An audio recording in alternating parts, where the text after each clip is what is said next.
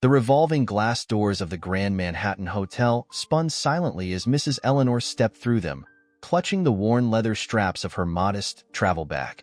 The lobby was a masterpiece of opulence. Italian marble floors gleamed under crystal chandeliers, and the scent of fresh lilies wafted through the air. Guests dressed in tailored suits and designer gowns lounged in plush chairs, sipping champagne as the afternoon sun streamed through floor-to-ceiling windows. It was a stark contrast to Eleanor's plain wool coat and scuffed loafers. Eleanor was in her late 70s, with kind gray eyes framed by deep wrinkles that hinted at decades of wisdom and resilience. Her silver hair was neatly pinned into a bun, and she exuded a quiet dignity. Though her appearance was modest, her demeanor suggested she belonged in spaces like these, even if others might not think so. Approaching the front desk, she smiled at the young woman behind it. Heather, the receptionist, was impeccably dressed in a sleek black uniform with her blonde hair pulled into a polished ponytail. Her crimson lipstick and sharp manicure matched the air of perfection she exuded. "Good afternoon," Eleanor said warmly, setting her bag gently on the counter. "I have a reservation under Eleanor Bennett." Heather's professional smile faltered as her eyes scanned Eleanor's attire. Her gaze lingered a moment too long on the old bag, the worn coat, the sensible shoes. With a dismissive air, she tapped at her keyboard. "I'm sorry, ma'am," Heather said, her voice clipped, "but I don't see a reservation under that name." Eleanor furrowed her brow and pulled a neatly folded piece of paper from her bag. "I have the confirmation right here. I booked it weeks ago." Heather glanced at the paper, but made no effort to take it. Instead, she leaned slightly toward Eleanor, lowering her voice to a patronizing tone. "There must have been a mistake. We don't have any rooms available right now." Eleanor straightened, her warm demeanor cooling slightly. "Are you sure? Perhaps there's been an error in the system. I'd appreciate it if you could double-check." Heather sighed dramatically, her fingers moving over the keyboard with exaggerated slowness. "Nope, nothing. And as I said, we're fully booked." From a few feet away, another employee, a younger bellhop named Jacob, watched the interaction. He shifted uneasily, his hands gripping the luggage cart. Sarah, a housekeeping staff member nearby, noticed as well. She hesitated, debating whether to step in, but years of experience in low-level jobs had taught her not to challenge authority in public spaces like this. "I understand," Eleanor said after a long pause, her voice steady but her eyes reflecting quiet disappointment. "Thank you for your time." As she picked up her bag and turned to leave, her steps slow but deliberate, Sarah whispered to Jacob, "Didn't she seem different? Like she didn't belong in that line of judgment?" Jacob nodded, but said nothing. Heather's smirk followed Eleanor as the revolving doors spun again, closing the chapter of her unwelcomed arrival, but not the story she was about to rewrite. The brisk air outside bit at Eleanor's cheeks as she stepped out of the Grand Manhattan Hotel. The bustling streets of New York City, with their honking taxis and hurried pedestrians, seemed indifferent to her predicament. She paused for a moment, clutching the paper confirmation in her hand. Though she felt the sting of humiliation, Eleanor wasn't one to let such moments define her. Still, she couldn't ignore the tightness in her chest, a mix of hurt and disbelief. Inside the hotel, Heather leaned against the counter, her smug expression faltering as Sarah approached cautiously.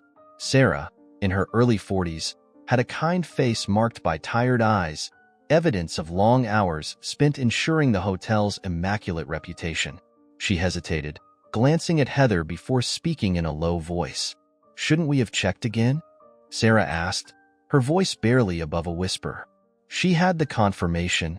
Heather rolled her eyes. "Look, Sarah, people like her try to scam their way into places like this all the time. Trust me, she's not the type of guest we want here." "But what if?" Sarah began, but Heather cut her off sharply. "Do you want to keep your job? Because questioning me in front of the staff isn't the way to do it." Sarah bit her lip, retreating a step, her hands tightening around the linen she was holding. Nearby, Jacob overheard the exchange, his jaw tightening in frustration. But he, like Sarah, knew better than to speak up. Outside, Eleanor made her way to a small cafe across the street. It was a cozy place with warm lighting, and the inviting aroma of freshly brewed coffee. She ordered a tea and sat at a corner table by the window, her thoughts racing. She couldn't shake the feeling that the receptionist's behavior had been more than a simple mistake. There was something about the way she looked at Eleanor, as though she didn't belong, as though her worth was determined solely by her appearance. As Eleanor sipped her tea, she watched the hotel entrance. Guests arrived in sleek black cars, greeted by doormen who opened their doors with polished smiles. She thought back to the years she had spent building the hotel chain, pouring her heart and soul into creating a place where anyone, regardless of status, would feel welcomed. Yet, here she was, treated as an outsider in a space she had dreamed into existence. Back inside, the staff buzzed about the lobby, preparing for a high-profile event that evening. The hotel's general manager, Richard, a tall man in his 50s with salt and pepper hair, entered the lobby. His sharp suit and confident stride exuded authority.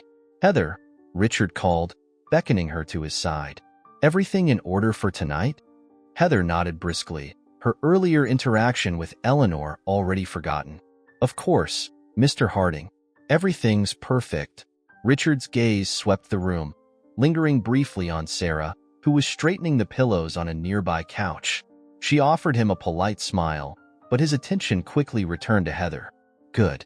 Keep it that way," he said before walking off toward his office. As evening fell and the lights of the city illuminated the grand facade of the hotel, Eleanor remained in her corner at the cafe, her expression calm but resolute. Her mind was made up.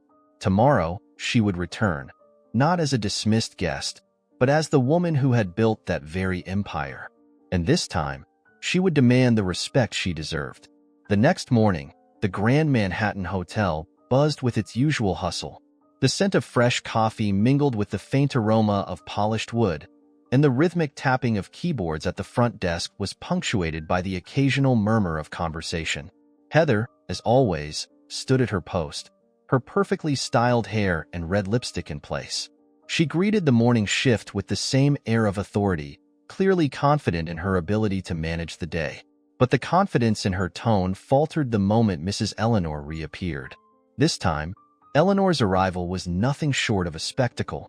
She entered through the same revolving doors, but gone were the modest clothes and quiet demeanor. She was now dressed in a tailored navy blue pantsuit that radiated elegance, a string of pearls resting on her collarbone. Her shoes, polished and professional, clicked against the marble floor with purpose. Beside her stood Mark, a poised man in his early 30s wearing a sleek gray suit. His eyes scanned the room, calculating every detail, while his presence silently declared that this was no ordinary visit. Heather's eyes widened as she took in Eleanor's transformation. The same woman she had dismissed just a day earlier now exuded authority that demanded attention. For a moment, Heather hesitated, her carefully constructed demeanor cracking. She quickly composed herself, plastering on a smile as Eleanor approached. "Good morning, ma'am," Heather began, her voice a shade too bright. "How may I assist you today?"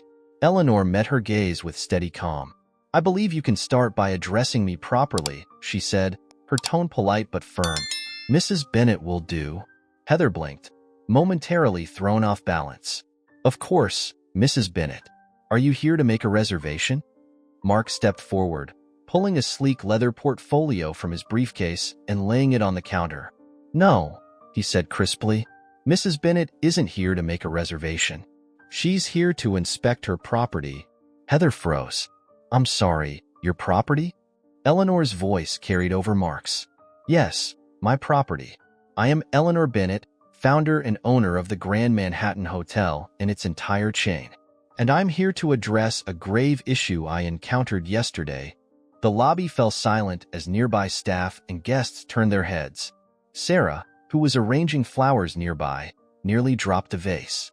Jacob, standing by the luggage cart, exchanged a wide-eyed glance with a colleague. I had no idea," Heather stammered, her cheeks flushing bright red. Eleanor raised an eyebrow, her calm demeanor unwavering. "Did you not? Or did you simply choose to overlook the possibility that I might be more than what my appearance suggested?" Before Heather could respond, Richard appeared, alerted by the murmurs spreading through the lobby. His imposing figure approached swiftly, his eyes narrowing as he took in the scene. "Mrs. Bennet," Richard said. Offering a handshake Eleanor did not accept. "It's an honor to have you here. I apologize for any misunderstanding." Eleanor's gaze sharpened. "Misunderstanding? Is that what you call the blatant disrespect I experienced yesterday?" Richard hesitated, his usual confidence faltering under her scrutiny. "If there was an issue, I assure you, we'll handle it." "Oh, there's no if, Mr. Harding," Eleanor said coolly. "There was an issue, and it starts at the very core of how this establishment treats people." Mark interjected, his voice measured but firm. "Mrs. Bennet would like to conduct a private meeting with you, Mr. Harding." Immediately, Eleanor turned her attention back to Heather, who was now pale and visibly shaken. "I'll deal with you later," she said, her voice carrying the weight of finality. As Eleanor and Mark followed Richard toward his office, whispers erupted among the staff. Sarah exchanged a glance with Jacob, her expression a mix of shock and vindication. Eleanor's return had been nothing short of transformative, and everyone in that lobby knew that this was only the beginning. Richard's office, tucked behind a series of frosted glass doors, was the epitome of modern luxury: minimalist decor with leather chairs, a mahogany desk, and a wall-mounted screen displaying the latest hotel metrics. Yet, as Eleanor entered, the room seemed to shrink under the weight of her presence. Mark followed closely, his sharp gaze ensuring nothing went unnoticed.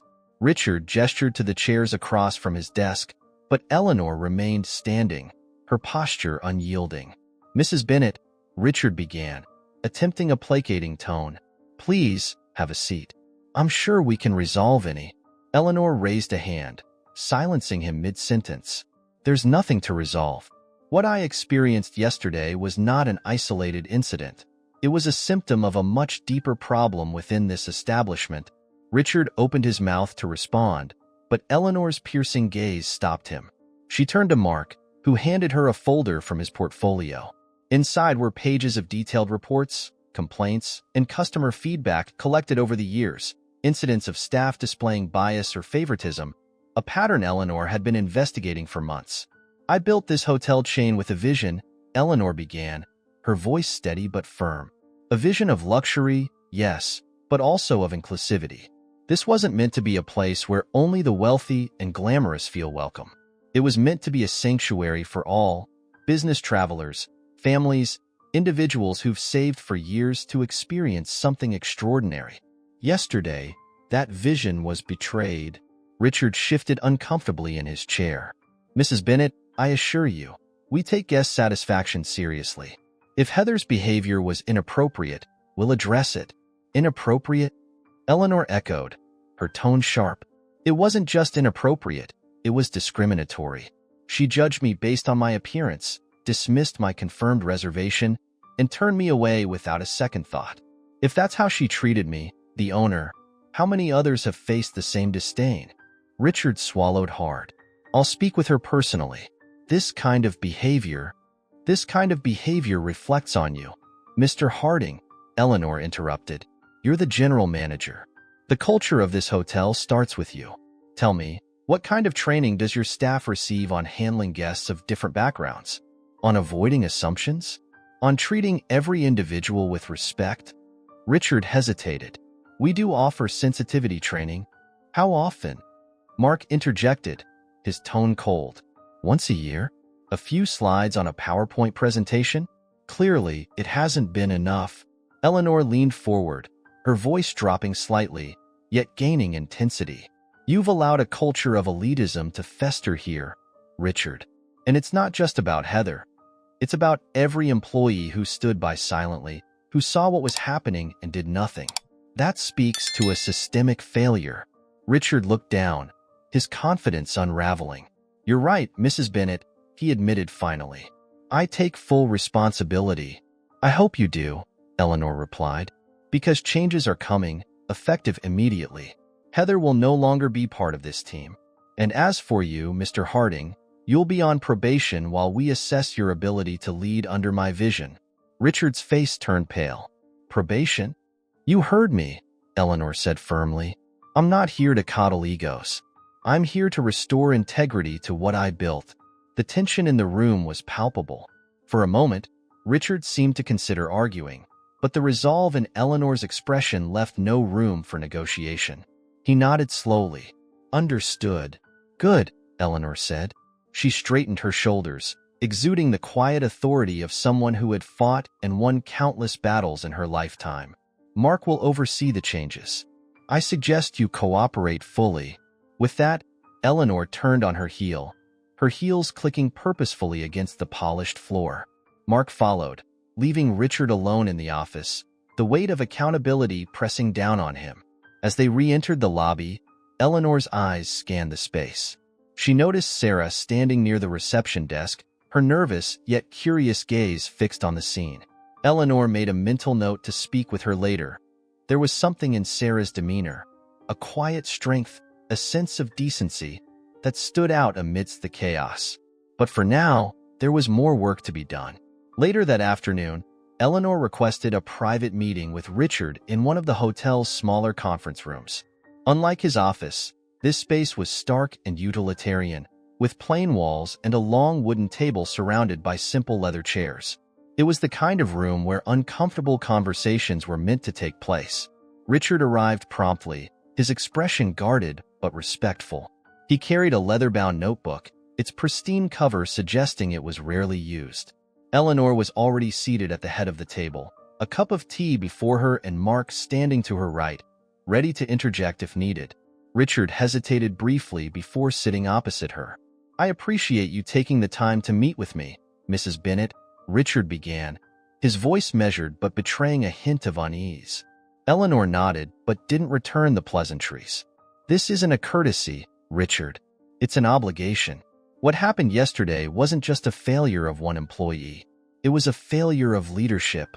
Your leadership? Richard leaned forward slightly, his hands clasped on the table. I take full responsibility for what happened, Mrs. Bennet. I've already begun reviewing Heather's performance and— Heather is no longer the issue, Eleanor interrupted. She'll be gone by the end of the day. The real question is whether you understand the gravity of what her behavior represents. Richard frowned slightly, his professional composure faltering. I do understand, and I assure you, our team is committed to maintaining the standards.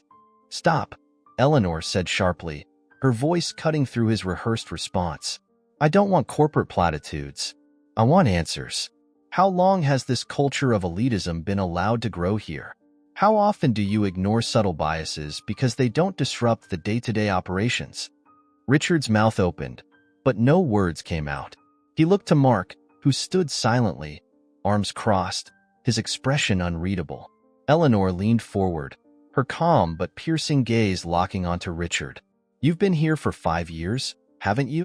Yes, ma'am, Richard replied, his voice barely above a whisper. And in those 5 years, how many employees have been dismissed for treating guests unfairly? How many have been reprimanded for making assumptions about someone's worth based on their appearance? Richard hesitated, then admitted quietly, None that I can recall. Eleanor's eyes narrowed. Exactly. Because you've allowed this behavior to blend into the background, to become part of the hotel's unspoken rules. Do you know what that says about you as a leader? Richard's face flushed, but he didn't respond. It says you failed, Eleanor continued, her voice soft but heavy with disappointment. Not just as a manager, but as a steward of the values this hotel was built on. When I founded the Grand Manhattan Hotel, it wasn't to create another bastion of exclusivity for the elite. It was to create a space where every person, regardless of their status, was treated with dignity and respect. Richard sat back in his chair, visibly deflated. I never intended for this to happen, he said quietly, but I see now that my inaction contributed to it. Eleanor nodded, acknowledging his admission. Recognizing the problem is the first step. Now comes the hard part, fixing it. I'm putting you on probation, Richard. During this time, you will work directly under Mark's supervision. Together, you'll oversee a complete overhaul of our staff training programs. Every employee, from the receptionist to the housekeeping staff, will undergo mandatory training on inclusivity and respect. Richard looked up, his expression a mix of relief and determination. I'll do whatever it takes to make this right, You'll have to, Eleanor said firmly, because if I don't see real change within 3 months, you'll no longer have a place here. Richard nodded solemnly. Understood. Eleanor stood, signaling the end of the meeting. This isn't just about saving your job, Richard. It's about saving the soul of this hotel. Don't forget that. As she left the room, Mark lingered for a moment, giving Richard a pointed look. You're lucky Mrs. Bennet believes in second chances, he said before following her out. Richard remained seated, the weight of the conversation sinking in. For the first time in years, he felt the stirrings of accountability and the daunting task of living up to the standards of the formidable woman who had just left the room. The day's events left an electric charge in the atmosphere of the Grand Manhattan Hotel. Eleanor moved through the grand halls with quiet authority, her presence a stark reminder of the standards the establishment was meant to uphold. But even amidst the scrutiny, Eleanor's perceptive nature didn't miss the glimmers of integrity in those around her. One such glimmer came from Sarah. Sarah was hard at work in the lobby, meticulously polishing the edges of a brass cart near the entrance. She wore the standard housekeeping uniform, its stark white collar crisp against the muted gray fabric. Her dark brown hair was tied back into a tight bun, and the faint lines on her face spoke of years of dedication. Unlike many of her colleagues, she carried herself with quiet pride, even in the smallest tasks. Eleanor approached her, a warm but purposeful smile gracing her lips. "Excuse me, Sarah, is it?" Sarah froze momentarily, startled by the presence of the owner herself. She quickly stood, hands clasped nervously in front of her. "Yes, ma'am. How can I help you?" Eleanor studied her for a moment, noting the sincerity in her eyes. "Yesterday, I noticed something about you," she began. "When others chose to ignore what was happening at the front desk, you didn't. You looked concerned, even though you said nothing." Sarah flushed, her hands tightening around the cleaning cloth she held. I wanted to say something, ma'am, but I didn't think it was my place." Eleanor tilted her head slightly. "And why not? If you see something unjust, is it not everyone's responsibility to speak up?" "I suppose it is," Sarah admitted, her voice barely above a whisper. "But I've learned over the years that sometimes speaking up only puts your job at risk. I can't afford that, not with my husband. Not with everything going on." Eleanor's brow furrowed slightly. "Your husband? What's the matter?" Sarah hesitated, unsure how much to divulge. But there was something in Eleanor's demeanor, an openness, a genuine curiosity, that compelled her to speak. "My husband, Tom, has been struggling with his health. He was diagnosed with a heart condition last year, and he hasn't been able to work since. Between his medical bills and trying to keep up with the rent, it's been difficult." Eleanor's gaze softened, and for a moment, the imposing businesswoman melted away, replaced by someone deeply empathetic. "And yet, you carry yourself with grace," she said. "You could have let your circumstances make you bitter, but instead, you chose dignity." Sarah's eyes glistened with unshed tears. "I just try to do my job, ma'am." Eleanor nodded, then gestured toward Mark, who had been standing quietly nearby. "Mark, take a note. I want Sarah promoted immediately. From now on, she will be the new supervisor of the front desk." Sarah's mouth fell open in disbelief. "Ma'am, I don't know what to say. I've never worked the front desk before." "You'll learn," Eleanor interrupted gently. "What matters is that you have the heart for it. And trust me, Sarah, that's something no amount of training can teach." Before Sarah could protest further, Eleanor continued. "And as for your husband, I want you to give Mark all the details about his medical needs. We'll ensure he gets the care he requires, and when he's ready, we'll find a role for him here as well." Tears streamed down Sarah's face now, and she hastily wiped them away with her sleeve. "Thank you, Mrs. Bennet. I don't even know how to repay you." Eleanor smiled, placing a hand on Sarah's shoulder. "By doing your new job with the same kindness and dignity you've shown me. That's all I ask."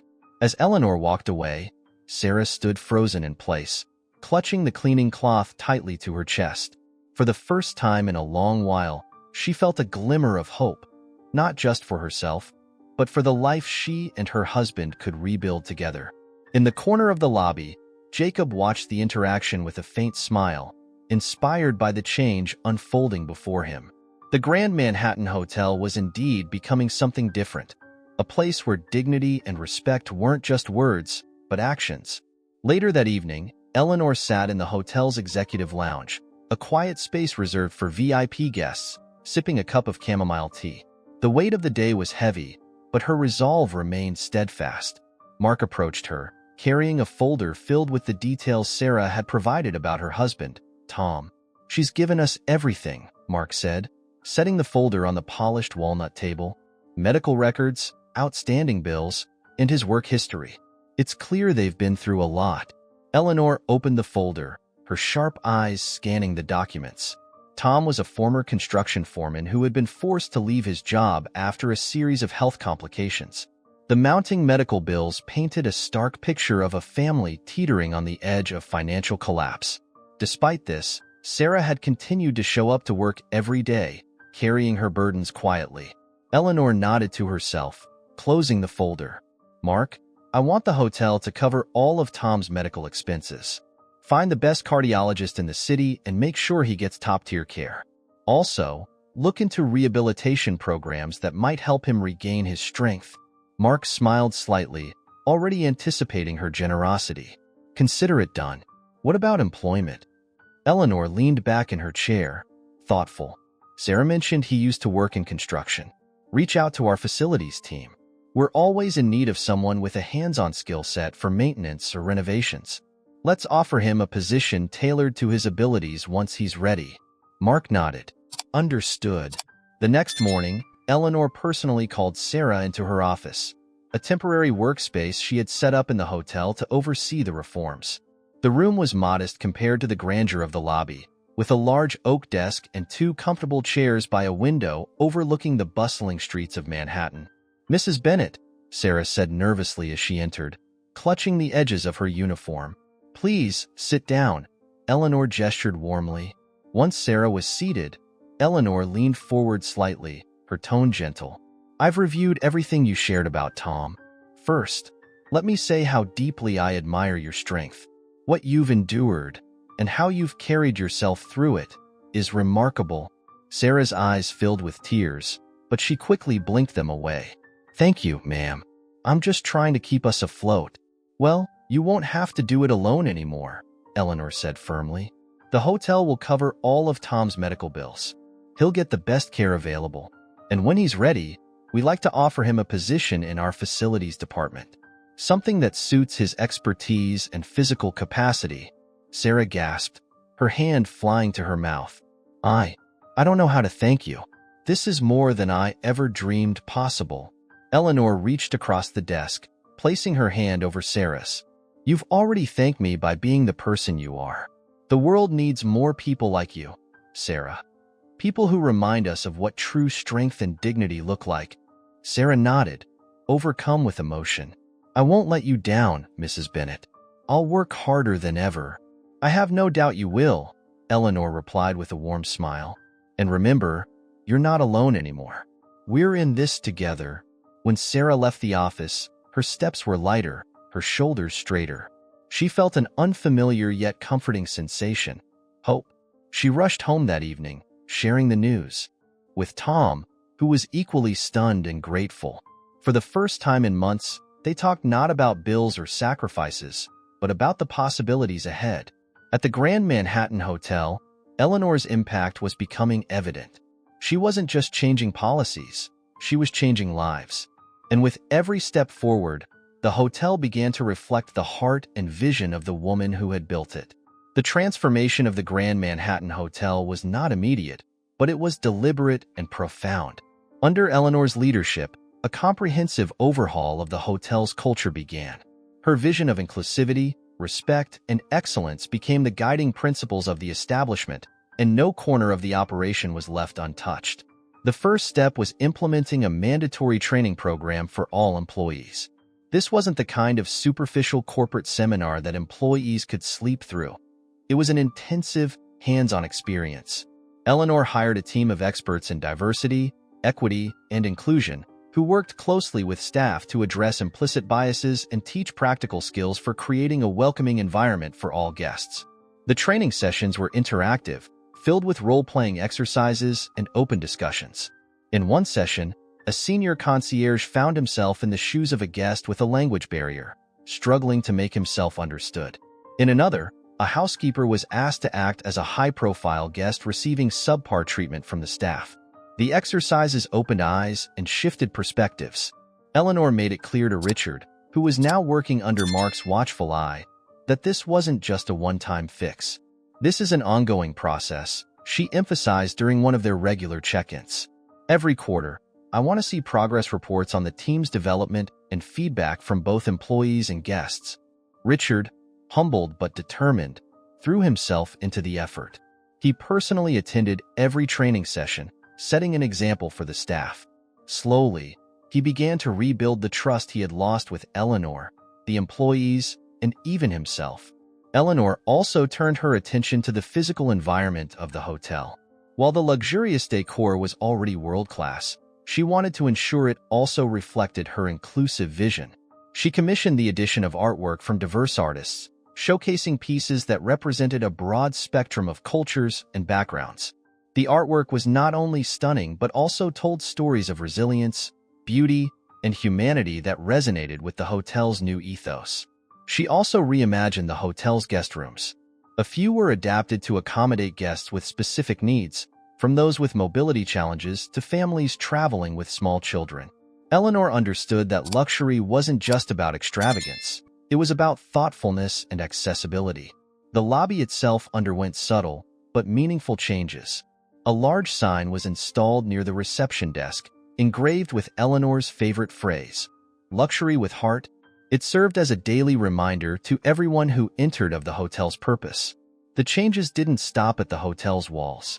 Eleanor made it a priority to establish stronger connections with the local community. She organized partnerships with nearby schools and community centers, offering internship opportunities to underprivileged youth interested in careers in hospitality. She also launched a scholarship fund in her name, aimed at supporting students pursuing degrees in hospitality management. The ripple effect of Eleanor's reforms extended to the guests themselves. Longtime patrons who had noticed the shift began to express their admiration. Reviews on travel sites praised the hotel not just for its opulence, but for the warmth and respect of its staff. One guest wrote, "The Grand Manhattan isn't just a hotel. It's an experience that makes you feel like you belong, no matter who you are." Among the staff, the transformation was palpable. Sarah thrived in her new role as front desk supervisor, bringing a warmth and empathy to her work that inspired her team. Jacob, the young bellhop, often spoke of how the new training made him feel like his voice mattered, even as a junior employee. Heather's absence was felt in some ways, but not in others. Many employees admitted they were relieved by her departure. Without her presence, the reception team flourished, fostering a sense of camaraderie that had been missing for years. One evening, as the sun set over the Manhattan skyline, Eleanor stood in the lobby, watching as a diverse group of guests checked in. A family with young children was greeted warmly by Sarah, while a solo traveler in a wheelchair was assisted by Jacob. Eleanor's heart swelled with pride. "This," she said quietly to Mark, who stood beside her, "is what I dreamed this place would be." "And it's only the beginning," Mark replied with a smile. Eleanor nodded, knowing he was right. The Grand Manhattan Hotel wasn't just a building. It was a symbol of what could be achieved when dignity and respect became the foundation of success. The decision to let Heather go was not one Eleanor took lightly. She believed in second chances and growth, but Heather's actions had gone beyond a simple mistake. Her discriminatory behavior reflected a deep-seated attitude that had no place in the new culture Eleanor was striving to build at the Grand Manhattan Hotel. Heather was summoned to a meeting in Richard's office. Eleanor chose to attend personally, determined to ensure that the dismissal was handled with the fairness and professionalism that Heather herself had failed to extend to others. Heather entered the room with her usual confidence, though there was an undercurrent of apprehension in her stride. She wore her pristine uniform and a carefully maintained facade of poise, but her darting eyes betrayed her unease. "Please, have a seat," Eleanor said, gesturing to the chair opposite her. Richard sat to the side, his expression neutral but firm. Mark stood near the door, observing silently.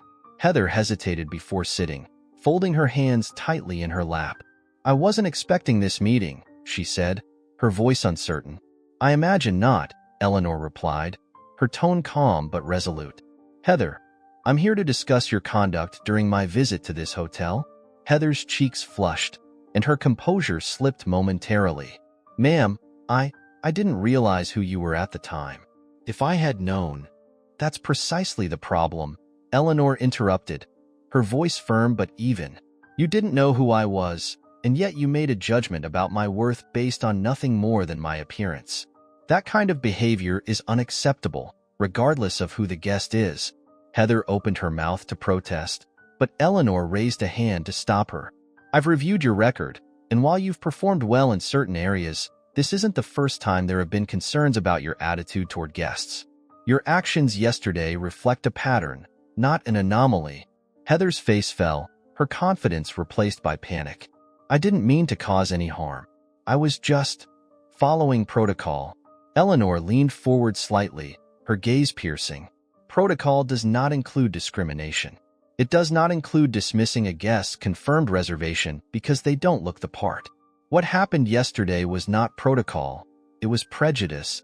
Heather sat in silence, her hands gripping the edges of her chair. After a long pause, she spoke, her voice trembling. "I understand, and I'm sorry. I'll do better if you give me another chance." Eleanor sighed, a flicker of empathy crossing her face. "I believe in giving people chances to learn and grow, Heather. But the damage you've caused, to this hotel's reputation and to its culture, cannot be ignored. For that reason, your employment here will end today." Heather's eyes widened, tears brimming but not falling. I see," she said, her voice barely above a whisper. "You'll receive your final paycheck and a severance package," Eleanor continued. "I suggest you take this time to reflect on what went wrong here and how you can approach your next role with a greater sense of fairness and respect." Heather nodded numbly, standing as the meeting concluded. She left the room quietly, her usual arrogance replaced by a somber humility. News of Heather's dismissal spread quickly among the staff. While some were shocked, many felt it was a necessary step toward healing the fractured culture of the hotel. Sarah, who now occupied Heather's former role as front desk supervisor, approached her new position with a blend of professionalism and warmth that quickly won over her team. "She brought a lot of tension to this place," Jacob said to a colleague as they worked near the Bell station. "It feels lighter now, like we can all breathe again." Eleanor observed these shifts from a distance, satisfied that the decision, though difficult, had been the right one. Heather's departure was a reminder to everyone that no one was above the hotel's values, not even longtime employees.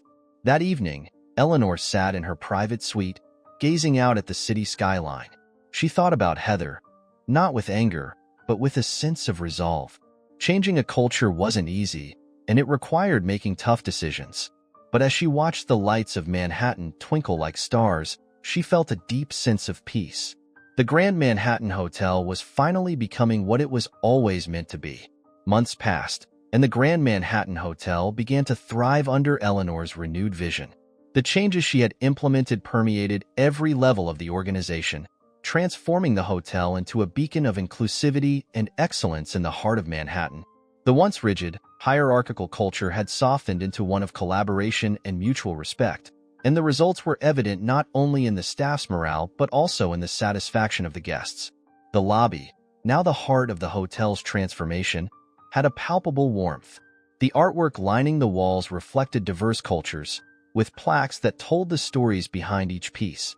A soft, ambient playlist filled the space, chosen specifically to make every guest feel welcome, whether they were business travelers, families, or solo adventurers. Sarah stood confidently behind the reception desk, her presence radiating competence and kindness. She had become a leader not through authority but through her ability to inspire her team. Guests often remarked on how refreshing it was to see a supervisor so genuinely engaged with both her staff and the people they served. One afternoon, a young couple approached the desk, clearly frazzled from a delayed flight and a mix-up with their reservation. Sarah listened patiently, offering them a seat and a glass of water as she quickly resolved the issue. Within minutes, the couple's stress melted away, replaced by gratitude. "Thank you so much," the woman said, smiling through her exhaustion. "We've stayed in a lot of hotels, but no one has ever treated us this well." Sarah beamed, her confidence bolstered by moments like these. "It's our pleasure. Welcome to the Grand Manhattan Hotel." Across the lobby, Jacob, now promoted to lead concierge, helped the guest map out a custom itinerary for their stay. His enthusiasm and deep knowledge of the city earned him glowing reviews, and he had quickly become a favorite among returning guests. Tom, Sarah's husband, had recovered remarkably well under the medical care provided by the hotel's resources. He had taken on a role in the hotel's facilities department, where his skills as a former construction foreman proved invaluable. Tom worked diligently but at his own pace, grateful for an employer who prioritized his well-being as much as his contributions. During one of Eleanor's regular rounds through the hotel, she spotted Tom repairing a decorative light fixture in the lobby. She paused, watching him work for a moment before speaking. "Tom," she said warmly, "how are you settling in?" He looked up, his face lighting with a smile. "Better than I could have hoped, Mrs. Bennett. Thank you for giving me this opportunity." Eleanor smiled back. "It's not just an opportunity for you. It's a privilege for us to have someone with your skills and heart on our team." To celebrate the hotel's transformation, Eleanor organized an event in the Grand Ballroom, inviting employees, guests, and members of the community who had played a role in the hotel's evolution. The evening was a blend of elegance and sincerity, with heartfelt speeches from both Eleanor and Richard, who had grown into his probationary role with humility and determination. Eleanor's speech was the highlight of the night.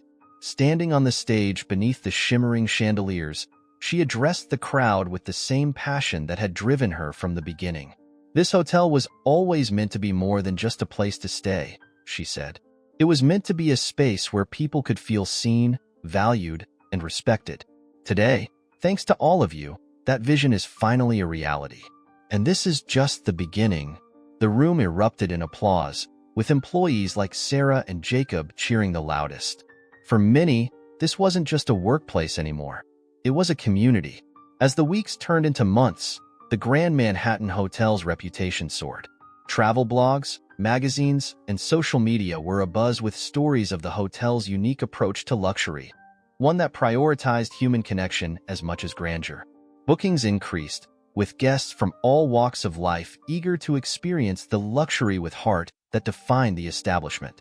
Eleanor, though still a constant presence at the hotel, began to take a step back, trusting the team she had built to carry her vision forward.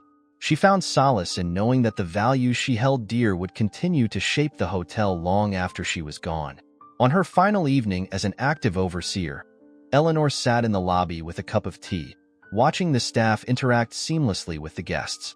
She saw Sarah greeting a new family, Jacob assisting an elderly traveler, and even Richard stopping to chat with a housekeeper.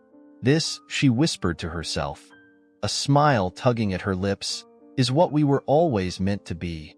As she left the hotel that night, the lights of Manhattan shimmering behind her, Eleanor knew that the Grand Manhattan Hotel had entered a new era, one defined not by exclusivity, but by a commitment to the dignity of every individual who walked through its doors.